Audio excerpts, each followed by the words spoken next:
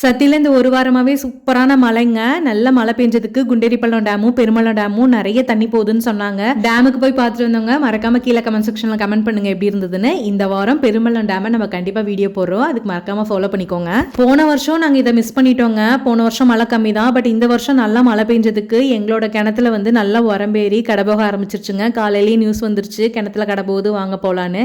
எல்லாரும் துணி தப்பதுனா இனி கிணத்துக்கு தாங்க வருவாங்க. துணியெல்லாம் எடுத்துட்டு வந்து கிணத்துல தப்பிட்டு இருந்தாங்க. நானும் போயிட்டு ப்ரஷ் பண்ணிட்டு அங்கேயே கொஞ்ச நேரம் டைம் ஸ்பெண்ட் பண்ணிட்டு இருந்தாங்க. லாஸ்ட் மந்த் பாத்தீங்கன்னா நம்ம காட்டுல வந்து கத்திரிக்காய், தக்காளி, அப்புறம் முட்டைக்கோஸ், காலிஃபிளவர் இது எல்லாமே நாத்து வாங்கிட்டு வந்து வச்சிருந்தோங்க. அதெல்லாம் வந்து இப்ப நல்லாவே வளர்ந்துருச்சு, பூ வச்சு காய வைக்கிற ஸ்டேஜுக்கு வந்துருச்சு. ஒரு 2-3 வாரம் வந்து தண்ணி எடுத்துட்டு போய் ஊத்திட்டு இருந்தாங்க. அப்புறம் வந்து அப்பப்போ வந்து தோட்டத்துக்கு தண்ணி கட்டும் போது அந்த தண்ணி வந்து பாஞ்சிட்டு இருந்துச்சு. இப்போ இந்த ஒரு வாரமா தண்ணி கட்டுற வேலையும் இல்லைங்க. நல்லா மழை பெஞ்சனால அது பிரச்சனையே இல்லை. பக்கத்து காட்டுலயே அப்படியே வந்து அங்கேயும் முட்டைக்கோசு, காலிஃபிளவர், அப்புறம் செங்கீரை எல்லாம் போட்டிருந்தோங்க. செங்கீரை வந்து ஓரளவு சமைக்கிற அளவுக்கு வந்துருச்சு.